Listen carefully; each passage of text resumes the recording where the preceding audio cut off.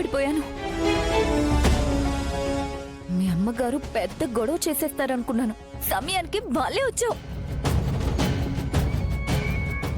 గోపాల్, ఈ నోటీసులు వచ్చాయంటేనే ఆల్మోస్ట్ మనకి డివోర్స్ వచ్చేసినట్టే. ఇంకో 5 months లో ఎవరి దారి వాళ్ళు చూసుకోవచ్చు.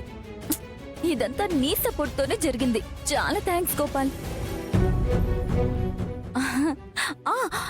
ఇంకో విషయం గోపాల్, మీ అమ్మగారికి మంగాకి మన మీద అనుమానం వచ్చేసింది కాబట్టి ఇలాంటి సిచ్యువేషన్ మళ్ళీ రిపీట్ కాకుండా మనం జాగ్రత్త పడాలి.